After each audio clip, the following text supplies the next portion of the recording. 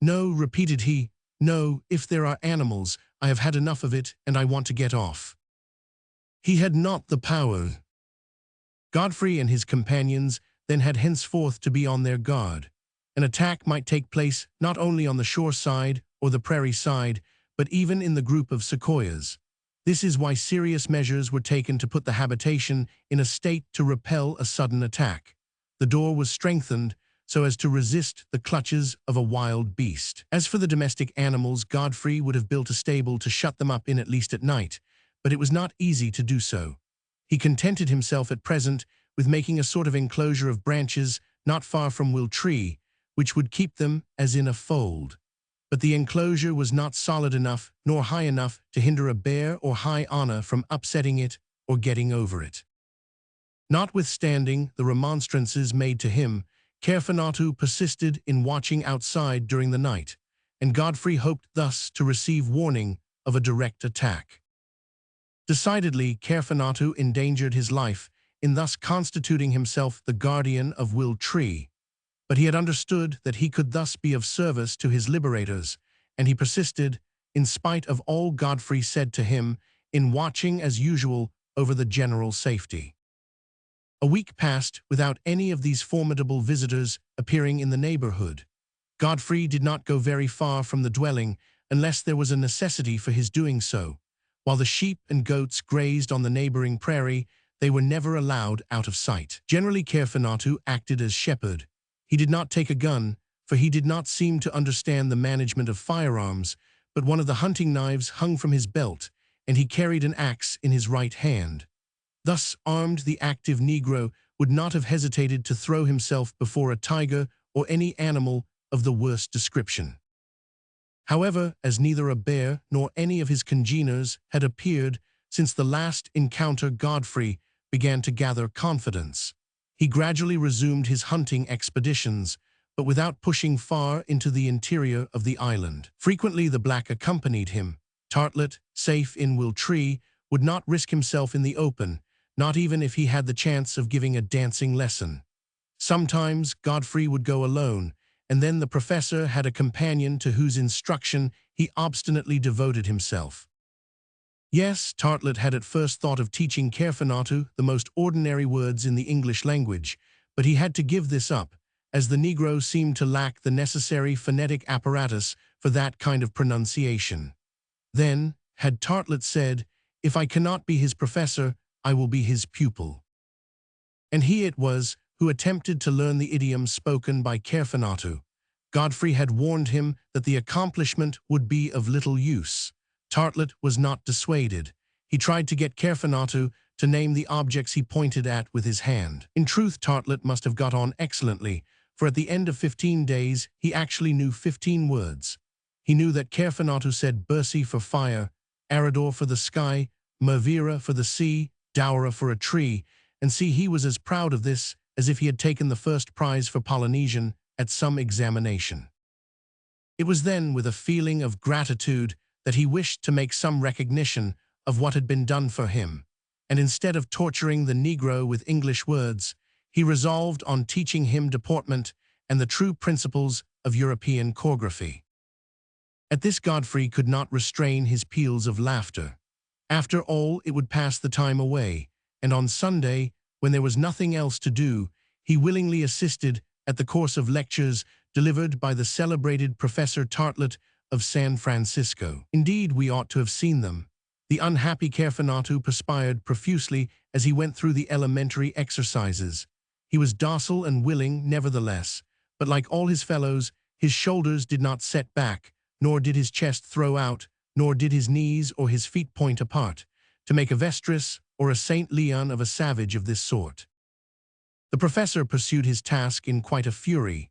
Caerfanatu, tortured as he was, showed no lack of zeal. What he suffered, even to get his feet into the first position, can be imagined, and when he passed to the second and then to the third, it was still more agonizing. "But look at me, you blockhead," exclaimed Tartlet, who added example to precept. "Put your feet out, further out, the heel of one to the heel of the other. Open your knees, you duffer. Put back your shoulders, you idiot. Stick up your head, round your elbows." "But you ask what is impossible," said Godfrey. "Nothing is impossible to an intelligent man," was Tartlett's invariable response. "But his build won't allow of it." "Well, his build must allow of it. He will have to do it sooner or later, for the savage must at least know how to present himself properly in a drawing-room." "But Tartlett, he will never have the opportunity of appearing in a drawing-room." How do you know that, Godfrey?" replied the professor, drawing himself up. "Do you know what the future may bring forth?" This was the last word in all discussions with Tartlett, and then the professor, taking his kit, would with the bow extract from it some squeaky little air to the delight of Carfanatu. It required but this to excite him, oblivious of choregraphic rules, what leaps, what contortions, what capers. And Tartlett, in a reverie, as he saw this child of Polynesia so demean himself, inquired if these steps, perhaps a little too characteristic, were not natural to the human being, although outside all the principles of his art. But we must leave the professor of dancing and deportment to his philosophical meditations, and return to questions at once more practical and pressing. During his last excursions into the plain, either by himself or with Carfanatu, Godfrey had seen no wild animal. He had even come upon no traces of such. The river to which they would come to drink bore no footprint on its banks. During the night, there were no howlings nor suspicious noises. Besides, the domestic animals continued to give no signs of uneasiness. "This is singular," said Godfrey several times, "but I was not mistaken. Carfanatu certainly was not. It was really a bear that he showed me. It was really a bear that I shot. Supposing I killed him, was he the last representative of the plantigrades on the island?" It was quite inexplicable. Besides, if Godfrey had killed this bear, he would have found the body where he had shot it. Now they searched for it in vain. Were they to believe then that the animal mortally wounded had died far off in some den? It was possible after all, but then at this place, at the foot of this tree, there would have been traces of blood, and there were none. "Whatever it is," thought Godfrey, "it does not much matter, and we must keep on our guard." With the first days of November, it could be said that the wet season had commenced in this unknown latitude. Cold rains fell for many hours. Later on, probably, they would experience those interminable showers which do not cease for weeks at a time, and are characteristic of the rainy period of winter in these latitudes. Godfrey had then to contrive a fireplace in the interior of Will Tree, an indispensable fireplace that would serve as well to warm the dwelling during the winter months as to cook their food in shelter from the rain and tempest. The hearth could at any time be placed in a corner of the chamber between big stones, some placed on the ground and others built up round them. But the question was how to get the smoke out, for to leave it to escape by the long chimney, which ran down the center of the sequoia, proved impracticable. Godfrey thought of using as a pipe some of those long stout bamboos which grew on certain parts of the river banks. It should be said that on this occasion he was greatly assisted by Carfanatu. The Negro, not without effort, understood what Godfrey required. He it was who accompanied him for a couple of miles from Will Tree to select the larger bamboos. He it was who helped him build his hearth. The stones were placed on the ground opposite to the door. The bamboos, emptied of their pith and bored through at the knots, afforded, when joined one to another, a tube of sufficient length, which ran out through an aperture made for it in the sequoia bark, and would serve every purpose, provided it did not catch fire. Godfrey soon had the satisfaction of seeing a good fire burning without filling the interior of Will Tree with smoke. He was quite right in hastening on these preparations, for from the 3rd to the 10th of November the rain never ceased pouring down. It would have been impossible to keep a fire going in the open air. During these miserable days they had to keep indoors and did not venture out, except when the flocks and poultry urgently required them to do so. Under these circumstances, the reserve of camas roots began to fail, and these were what took the place of bread, and of which the want would be immediately felt. Godfrey then one day, the 10th of November, informed Tartlett that as soon as the weather began to mend a little he and Carfanatu would go out and collect some. Tartlett, who was never in a hurry to run a couple of miles across a soaking prairie, decided to remain at home during Godfrey's absence. In the evening, the sky began to clear of the heavy clouds which the west wind had been accumulating since the commencement of the month. The rain gradually ceased. The sun gave forth a few crepuscular rays. It was to be hoped that the morning would yield a lull in the storm, of which it was advisable to make the most. "Tomorrow," said Godfrey, "I will go out, and Caerphilnatu will go with me." "Agreed," answered Tartlet. The evening came, and when supper was finished, and the sky cleared of clouds, permitted a few brilliant stars to appear, the black wished to take up his accustomed place outside, which he had had to abandon during the preceding rainy nights. Godfrey tried to make him understand that he had better remain indoors, that there was no necessity to keep a watch as no wild animal had been noticed, but Caerphilnatu was obstinate. He therefore had to have his way. The morning was as Godfrey had foreseen. No rain had fallen since the previous evening, and when he stepped forth from Will Tree, the first rays of the sun were lightly gilding the thick dome of the sequoias. Caerphilnatu was at his post, where he had passed the night. He was waiting.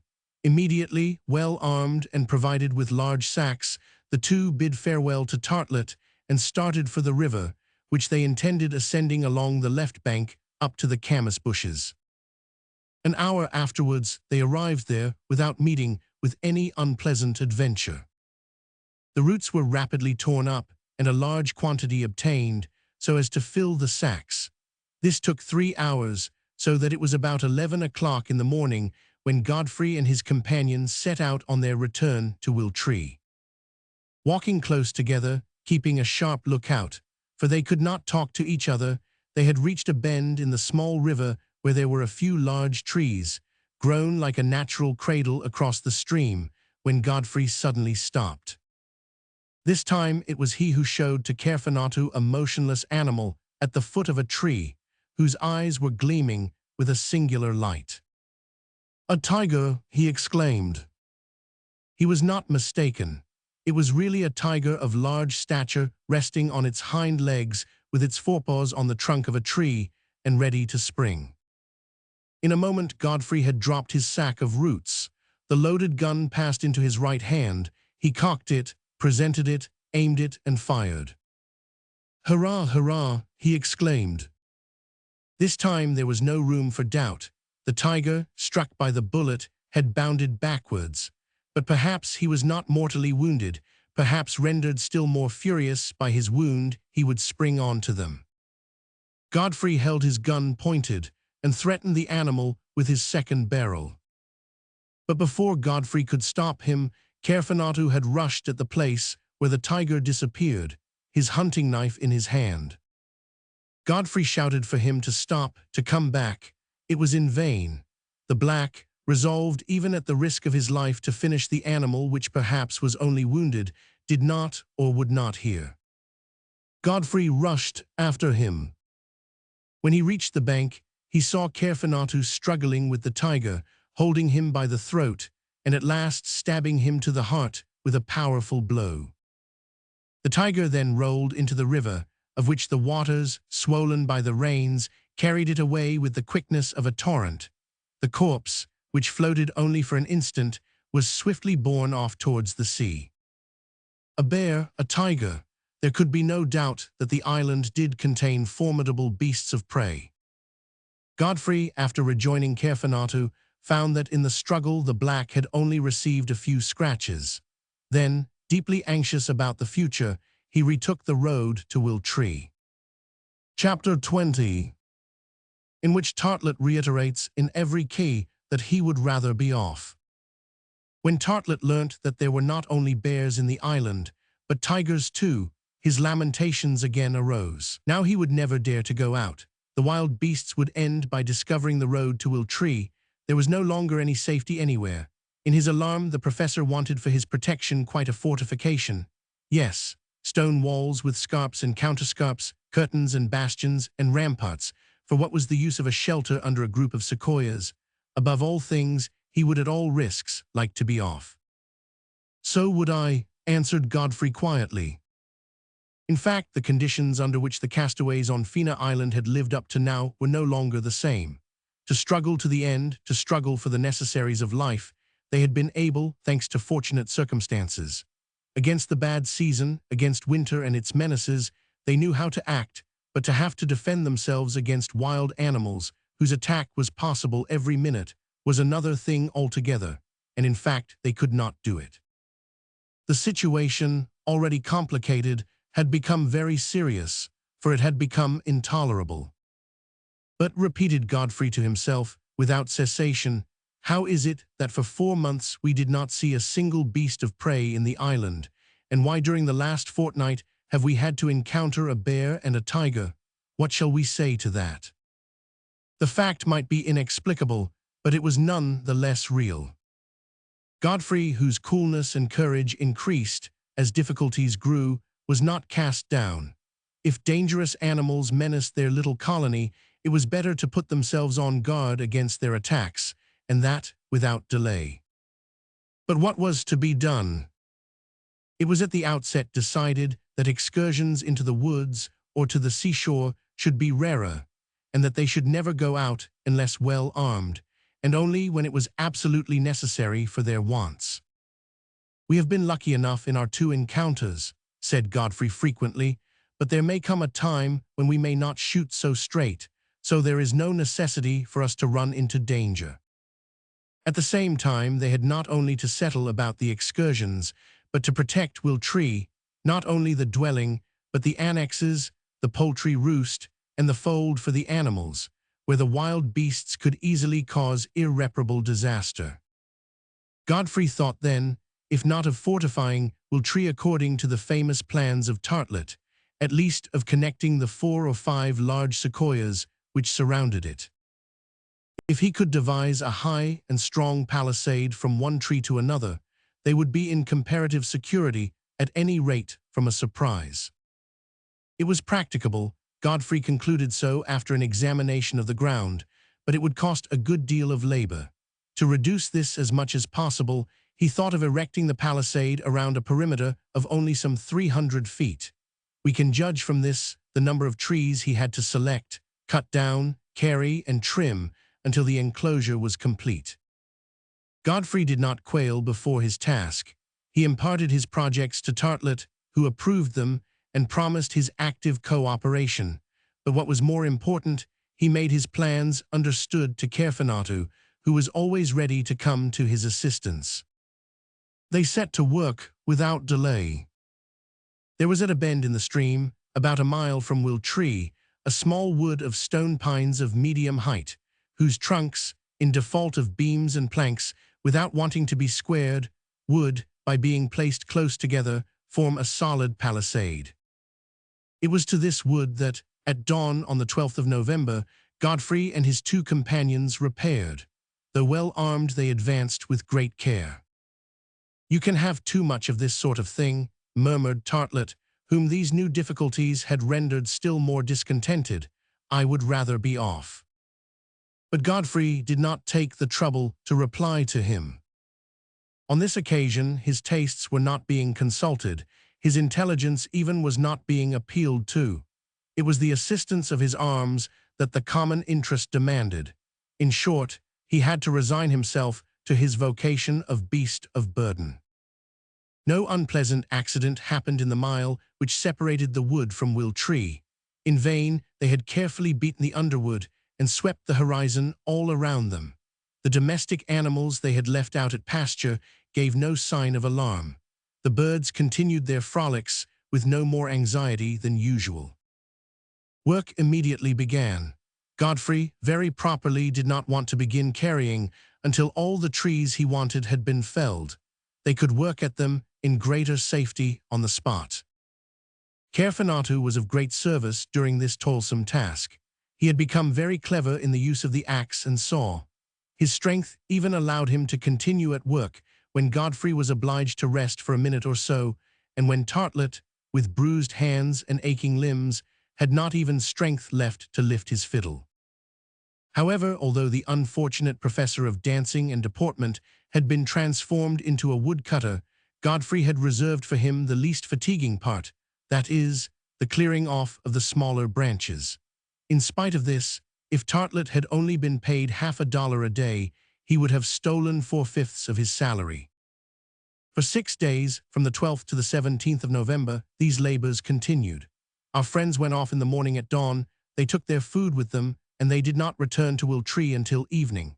The sky was not very clear. Heavy clouds frequently accumulated over it. It was harvest weather, with alternating showers and sunshine, and during the showers the woodcutters would take shelter under the trees and resume their task when the rain had ceased. On the 18th, all the trees, topped and cleared of branches, were lying on the ground, ready for transport to Wiltree. During this time, no wild beast had appeared in the neighborhood of the river. The question was, were there any more in the island, or had the bear and the tiger been a most improbable event, the last of their species? Whatever it was, Godfrey had no intention of abandoning his project of the solid palisade so as to be prepared against a surprise from savages or bears or tigers. Besides, the worst was over, and there only remained to take the wood where it was wanted. We say the worst was over, though the carriage promised to be somewhat laborious. If it were not so, it was because Godfrey had had a very practical idea, which materially lightened the task. This was to make use of the current of the river, which the flood occasioned by the recent rains had rendered very rapid, to transport the wood. Small rafts could be formed, and they would quietly float down to the sequoias, where a bar formed by the small bridge would stop them. From thence to Wiltree was only about 55 paces. If any of them showed particular satisfaction at this mode of procedure, it was Tartlet. On the 18th, the first rafts were formed, and they arrived at the barrier without accident. In less than 3 days, on the evening of the 25th, the palisade had been all sent down to its destination. On the morrow, the first trunks, sunk 2 feet in the soil, began to rise in such a manner as to connect the principal sequoias which surrounded Wiltree. A capping of strong, flexible branches, pointed by the axe, assured the solidity of the wall. Godfrey saw the work progress with extreme satisfaction, and delayed not until it was finished. "Once the palisade is done," he said to Tartlet, "we shall be really at home." "We shall not be really at home," replied the professor dryly, "until we are in Montgomery Street with your Uncle Colderup." There was no disputing this opinion. On the 26th of November, the palisade was 3 parts done. It comprised among the sequoias, attached one to another, that in which the poultry had established themselves, and Godfrey's intention was to build a stable inside it. In 3 or 4 days, the fence was finished. There only remained to fit in a solid door, which would assure the closure of Wiltree. But on the morning of the 27th of November, the work was interrupted by an event which we had better explain with some detail, for it was one of those unaccountable things peculiar to Fina Island. About 8 o'clock, Kerfenatu had climbed up to the fork of the sequoia, so as to more carefully close the hole by which the cold and rain penetrated, when he uttered a singular cry. Godfrey, who was at work at the palisade, raised his head and saw the black, with expressive gestures, motioning to him to join him without delay. Godfrey, thinking Kerfenatu would not have disturbed him unless he had serious reason, took his glasses with him and climbed up the interior passage, and passing through the hole, seated himself astride of one of the main branches. Kerfenatu, pointing with his arm towards the rounded angle which Fina Island made to the northeast, showed a column of smoke rising in the air like a long plume.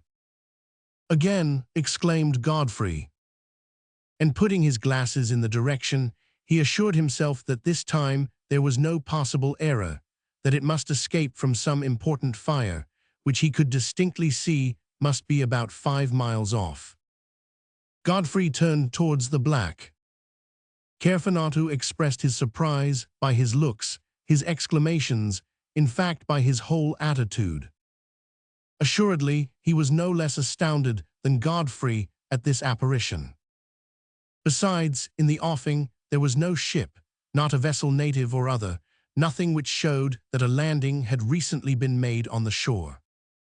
"Ah, this time I will find out the fire which produces that smoke," exclaimed Godfrey. And pointing to the northeast angle of the island, and then to the foot of the tree, he gesticulated to Caerphanatu that he wished to reach the place without losing an instant. Caerphanatu understood him. He even gave him to understand that he approved of the idea. "Yes," said Godfrey to himself, "if there is a human being there, we must know who he is and whence he comes. We must know why he hides himself. It will be for the safety of all." A moment afterwards Caerphanatu and he descended to the foot of Will Tree. Then Godfrey, informing Tartlet of what had passed and what he was going to do, proposed for him to accompany them to the north coast. 12 miles to traverse in one day was not a very tempting suggestion to a man who regarded his legs as the most precious part of his body and only designed for noble exercises. And so he replied that he would prefer to remain at Will Tree. "Very well, we will go alone," answered Godfrey, "but do not expect us until the evening." So saying, and Caerphanatu and he carrying some provisions for lunch on the road, they set out, after taking leave of the professor, whose private opinion it was that they would find nothing, and that all their fatigue would be useless. Godfrey took his musket and revolver, the black the axe, and the hunting knife, which had become his favorite weapon. They crossed the plank bridge to the right bank of the river, and then struck off across the prairie to the point on the shore where the smoke had been seen rising amongst the rocks. It was rather more easterly than the place which Godfrey had uselessly visited on his second exploration. They progressed rapidly, not without a sharp lookout that the wood was clear, and that the bushes and underwood did not hide some animal whose attack might be formidable. Nothing disquieting occurred. At noon, after having had some food, without, however, stopping for an instant, they reached the first line of rocks which bordered the beach. The smoke, still visible, was rising about a quarter of a mile ahead. They had only to keep straight on to reach their goal. They hastened their steps, but took precautions so as to surprise and not be surprised. 2 minutes afterwards, the smoke disappeared, as if the fire had been suddenly extinguished. But Godfrey had noted with exactness the spot whence it arose. It was at the point of a strangely formed rock, a sort of truncated pyramid, easily recognizable. Showing this to his companion, he kept straight on. The quarter of a mile was soon traversed, then the last line was climbed, and Godfrey and Caerphanatu gained the beach about 50 paces from the rock. They ran up to it. Nobody, but this time half-smoldering embers and half-burnt wood, proved clearly that the fire had been alight on the spot. "There has been someone here," exclaimed Godfrey. "Someone not a moment ago. We must find out who." He shouted, no response. Caerphanatu gave a terrible yell. No one appeared. Behold them then hunting amongst the neighboring rocks, searching a cavern, a grotto, which might serve as a refuge for a shipwrecked man, an aboriginal, a savage. It was in vain that they ransacked the slightest recesses of the shore. There was neither ancient nor recent camp in existence, not even the traces of the passage of a man. "But," repeated Godfrey, "it was not smoke from a warm spring this time. It was from a fire of wood and grass, and that fire could not light itself." Vain was their search. Then about 2 o'clock Godfrey and Caerphanatu, as weary as they were disconcerted at their fruitless endeavors, retook their road to Will Tree. There was nothing astonishing in Godfrey being deep in thought. It seemed to him that the island was now under the empire of some occult power. The reappearance of this fire, the presence of wild animals, did not all this denote some extraordinary complication? And was there not cause for his being confirmed in this idea when an hour after he had regained the prairie, he heard a singular noise, a sort of hard jingling. Caerphanatu pushed him aside at the same instant as a serpent glided beneath the herbage and was about to strike at him. "Snakes now, snakes in the island after the bears and the tigers," he exclaimed. Yes, it was one of those reptiles well known by the noise they make, a rattlesnake of the most venomous species, a giant of the Crotalus family. Caerphonatu threw himself between Godfrey and the reptile, which hurried off under a thick bush. But the Negro pursued it and smashed in its head with a blow of the axe. When Godfrey rejoined him, the two halves of the reptile were writhing on the blood-stained soil. Then other serpents, not less dangerous, appeared in great abundance on this part of the prairie, which was separated by the stream from Wiltree. Was it then a sudden invasion of reptiles? Was Fina Island going to become the rival of ancient Tinos, whose formidable ophidians rendered it famous in antiquity, and which gave its name to the viper? Come on, exclaimed Godfrey, motioning to Caerphonatu to quicken the pace. He was uneasy. Strange presentiments agitated him without his being able to control them. Under their influence, fearing some approaching misfortune, he had hastened his return to Wiltree. But matters became serious when he reached the planks across the river. Screams of terror resounded from beneath the sequoias, cries for help in a tone of agony which it was impossible to mistake. "It is Tartlet," exclaimed Godfrey. "The unfortunate man has been attacked. Quick, quick." Once over the bridge, about 20 paces further on, Tartlet was perceived running as fast as his legs could carry him. An enormous crocodile had come out of the river and was pursuing him with its jaws wide open. The poor man, distracted, mad with fright, instead of turning to the right or the left, was keeping in a straight line and so running the risk of being caught. Suddenly he stumbled. He fell. He was lost. Godfrey halted. In the presence of this imminent danger, his coolness never forsook him for an instant. He brought his gun to his shoulder and aimed at the crocodile. The well-aimed bullet struck the monster, and it made a bound to one side and fell motionless on the ground. Caerphonatu rushed towards Tartlet and lifted him up. Tartlet had escaped with a fright, but what a fright! It was 6 o'clock in the evening. A moment afterwards, Godfrey and his two companions had reached Wiltree. How bitter were their reflections during their evening repast! What long sleepless hours were in store for the inhabitants of Fina Island, on whom misfortunes were now crowding. As for the professor, in his anguish, he could only repeat the words which expressed the whole of his thoughts: "I had much rather be off." Chapter 21, which ends with quite a surprising reflection by the Negro Caerphonatu. The winter season, so severe in these latitudes, had come at last. The first frosts had already been felt, and there was every promise of rigorous weather. Godfrey was to be congratulated on having established his fireplace in the tree. It need scarcely be said that the work at the palisade had been completed, and that a sufficiently solid door now assured the closure of the fence. During the 6 weeks which followed, that is to say, until the middle of December, there had been a good many wretched days on which it was impossible to venture forth. At the outset, there came terrible squalls. They shook the group of sequoias to their very roots. They strewed the ground with broken branches and so furnished an ample reserve for the fire. Then it was that the inhabitants of Wiltree clothed themselves as warmly as they could. The woolen stuffs found in the box were used during the few excursions necessary for revictualling, until the weather became so bad that even these were forbidden. All hunting was at an end, and the snow fell in such quantity that Godfrey could have believed himself in the inhospitable latitudes of the Arctic Ocean. It is well known that Northern America, swept by the polar winds, with no obstacle to check them, is one of the coldest countries on the globe. The winter there lasts until the month of April. Exceptional precautions have to be taken against it. It was the coming of the winter as it did which gave rise to the thought that Fina Island was situated in a higher latitude than Godfrey had supposed.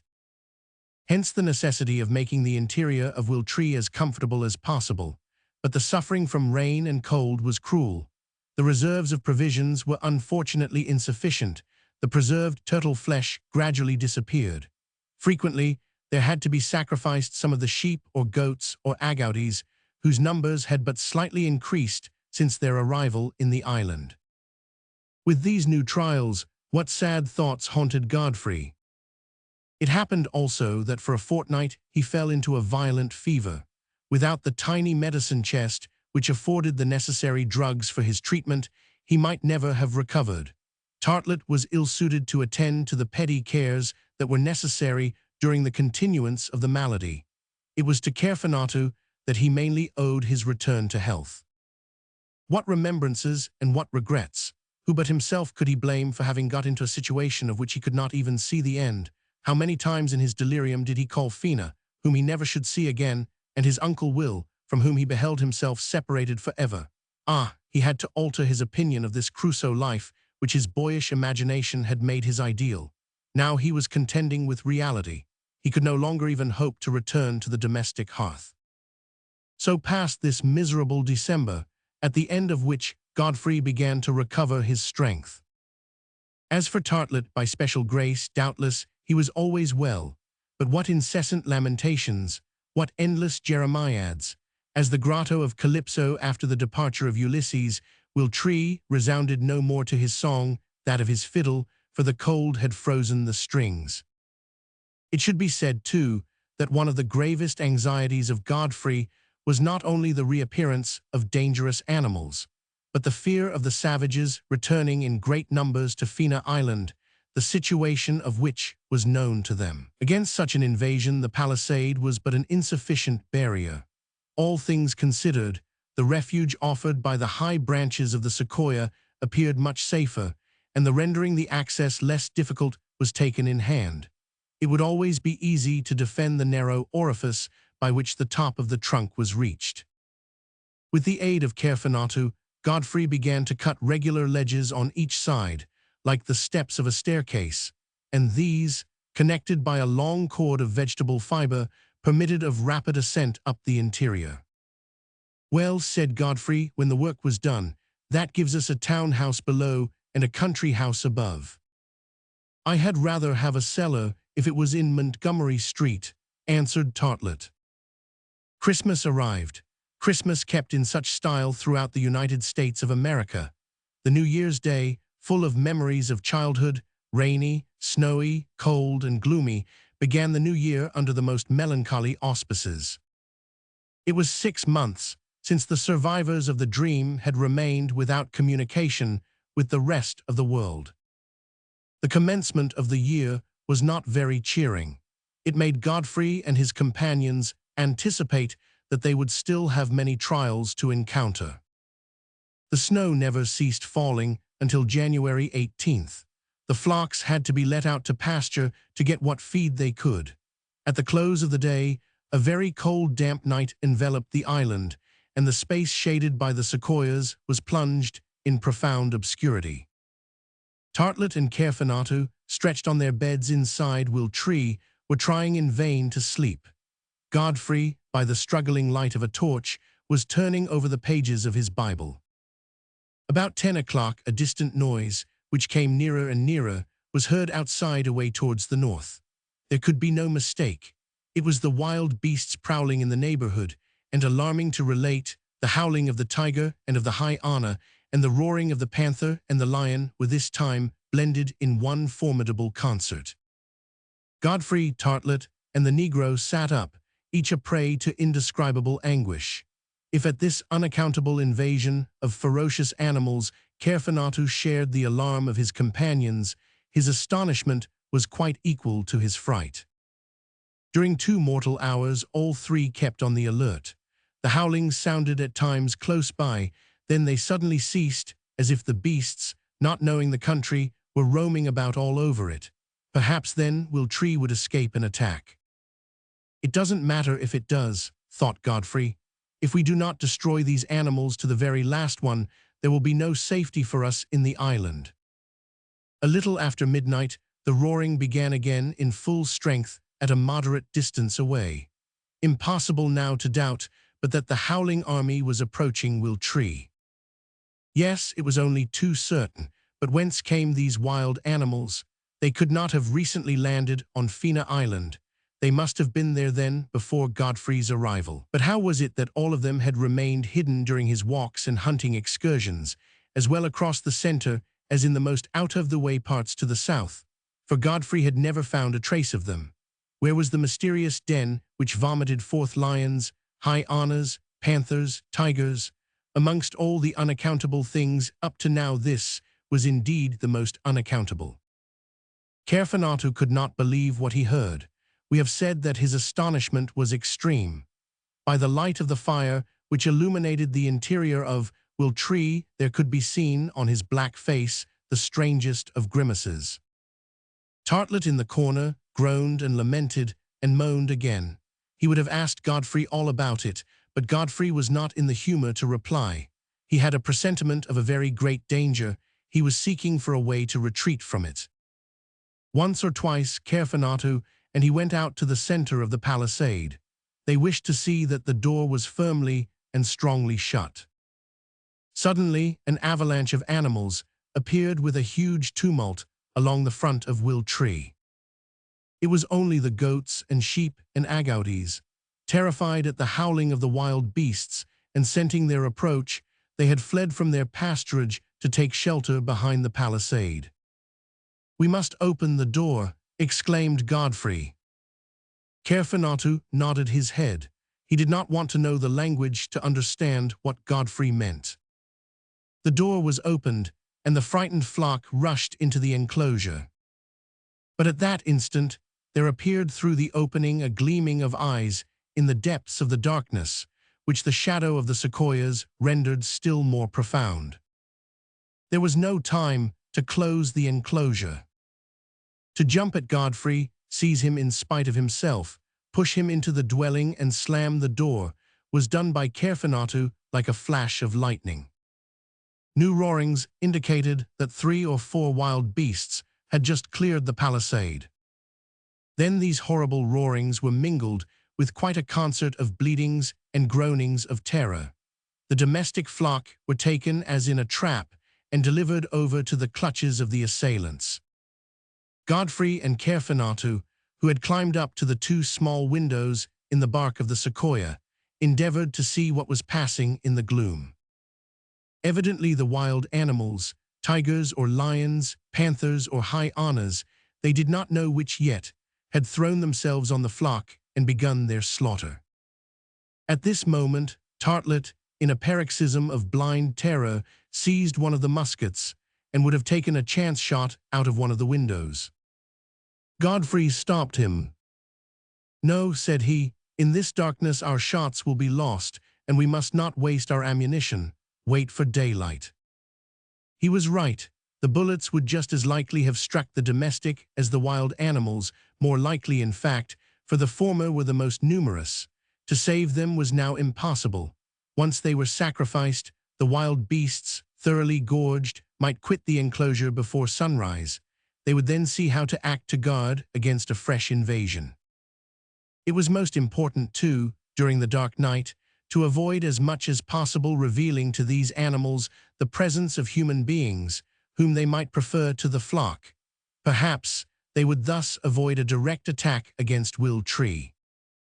As Tartlet was incapable of understanding either this reasoning or any other, Godfrey contented himself with depriving him of his weapon.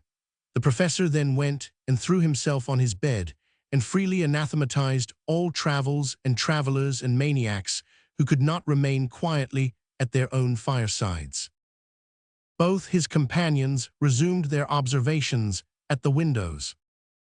Thence they beheld, without the power of interference, the horrible massacre which was taking place in the gloom.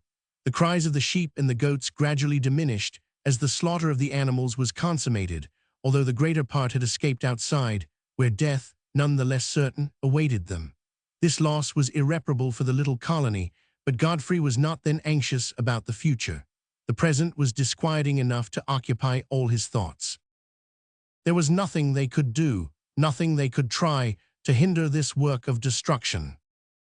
Godfrey and Caerphonatu kept constant watch, and now they seemed to see new shadows coming up and passing into the palisade, while a fresh sound of footsteps struck on their ears. Evidently certain belated beasts, attracted by the odor of the blood which impregnated the air, had traced the scent up to Will Tree. They ran to and fro, they rushed round and round the tree and gave forth their hoarse and angry growls. Some of the shadows jumped on the ground like enormous cats. The slaughtered flock had not been sufficient to satisfy their rage. Neither Godfrey nor his companions moved. In keeping completely motionless, they might avoid a direct attack.